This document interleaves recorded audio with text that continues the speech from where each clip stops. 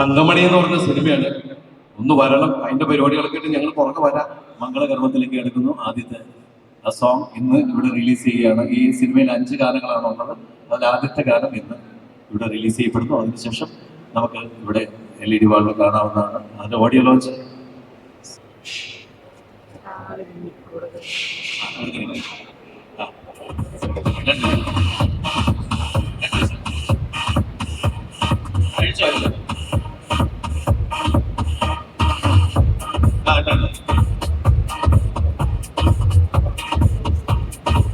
പഠനം നവോദയം ചേർന്ന് പ്രേക്ഷകർക്ക് വേണ്ടി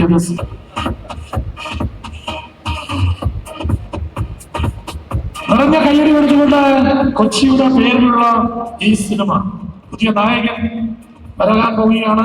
once upon a time Kochi. നമ്മുടെ കട്ടപ്പനയിലെ ഋതിക് റോഷൻ എന്ന സിനിമയിലൂടെ വിഷ്ണു നായകനായിട്ട് വന്നു.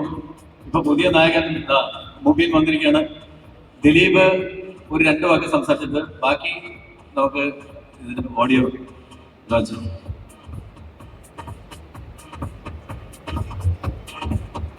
ഇതിന്റെ ഈ പാട്ട് എഴുതിയ ആള് ഇവിടെ വന്ന് പറഞ്ഞപ്പെട്ട സുഹേൽ ഭയ ഇവിടെ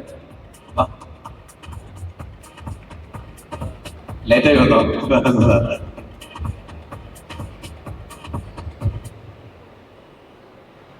എല്ലാവർക്കും നമസ്കാരം. എല്ലാവർക്കും സുഖമെന്ന് കരുതുന്നു. വലിയ സന്തോഷമുണ്ട് ഇങ്ങനെ ഒരു വേദിയിൽ നിൽക്കാൻ സാധിച്ചതിൽ.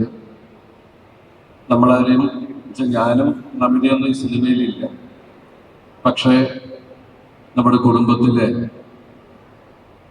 എല്ലാവരും ചേർന്നൊരുക്കുന്ന ഒരു സിനിമ തന്നെയാണ്.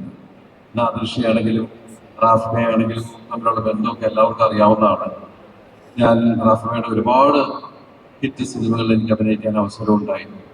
അതുപോലെ തന്നെ ഒരുപാട് കാലത്തെ സൗഹൃദമുണ്ട് ഞാൻ നായകൻ തമ്മിൽ.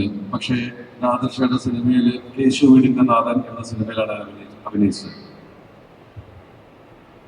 ഇന്ന് റാഫിമയുടെ മകൻ ഞാൻ ചെറുപ്പം മുതൽ കാണുന്നതാണ്. ആള് വല്ലാണ്ട് വളർന്നു. അങ്ങനെ നായകനായിട്ട് മലയാള സിനിമയിലേക്ക് വന്നിരിക്കുകയാണ്. വലിയ സന്തോഷം. നമിത അങ്ങനെ ഞാൻ കാര്യങ്ങൾ മനസ്സിലായി. ഇവൻ 2 കൽപ്പിച്ചിട്ടുള്ള വരവാണ്. അപ്പൊ എനിക്ക് മനസ്സിലായി ഇവൻ എന്തായാലും ജയിച്ച് അടങ്ങുള്ളൂ എന്നുള്ളൊരു രീതി ഉള്ളതുകൊണ്ട് അപ്പൊ ഞാൻ നായകത്തോട് ഞാൻ ആ സിനിമ നിർമ്മിച്ചോട്ടെ എന്ന് ചോദിച്ചു. കാരണം എന്തായാലും ആ സിനിമ വിജയിപ്പിക്കുമെന്ന് എനിക്ക് ഉറപ്പുണ്ട്.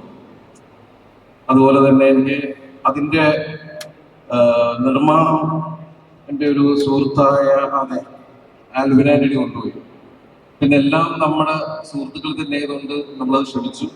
പക്ഷെ അത് കഴിഞ്ഞ് ഞങ്ങൾ വീണ്ടും ഒന്നിച്ചു കട്ടപ്പനയിൽ ഋതിക് റോഷൻ ആ സിനിമ നിർമ്മിക്കാൻ അവസരമുണ്ടായി. വിഷ്ണു വന്നു. ഇന്ന് ഈ സിനിമയുടെ നിർമ്മാതാവായിട്ട് എനിക്ക് തോന്നുന്നു മലയാള സിനിമയിലെ തന്നെ ഏറ്റവും പ്രായം കുറഞ്ഞ ഒരാളെയാണ് അവന് നിർമ്മാതാവായിട്ട് കിട്ടിയിരിക്കുന്നത്. അല്ല നിക്കർ കേട്ടത്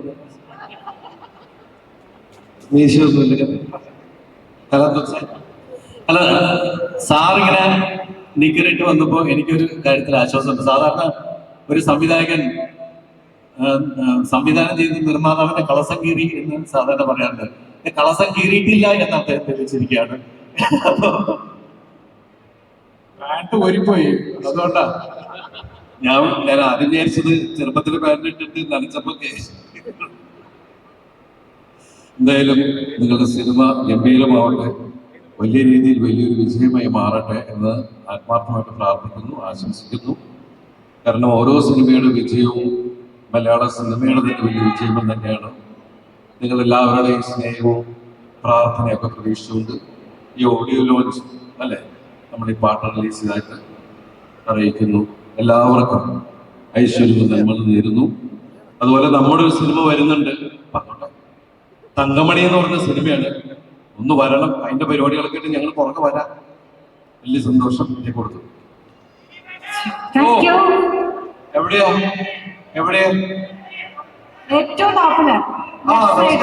എല്ലാവർക്കും hi.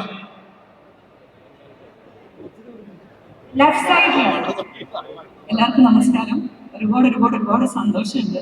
Once upon a time കൊച്ചിയിൽ ഈ ഒരു സിനിമയുടെ ഓഡിയോ ലോഞ്ച് ഫംഗ്ഷന് വരാൻ സാധിച്ചിട്ടുണ്ട്. കുറച്ച് നാൾക്ക് മുന്നേ, കുറച്ച് മാസങ്ങൾക്ക് മുന്നേ പൂജാ ഫംഗ്ഷൻ വന്നിട്ടുണ്ടായിരുന്നു. അന്ന് മുതൽ ഞങ്ങൾ എല്ലാവരും ഈഗറായിട്ട് വെയിറ്റ് ചെയ്തിരിക്കുന്നതാണ് ഈ സിനിമ കാണാനും ഇതിന്റെ പാട്ടുകൾ കാണാനും. കാരണം ഇവരെല്ലാവരും എനിക്ക് വളരെയധികം പ്രിയപ്പെട്ടവരാണ്. ഈ സിനിമയിലെ എല്ലാ ടെക്നീഷ്യൻസിനും, ഷെനിക്കും റാഫിക്കും ഇതിലെ എല്ലാ ടെക്നിക്കൽ മെമ്പേഴ്സിനും എന്റെ ആശംസകൾ അറിയിക്കുന്നു.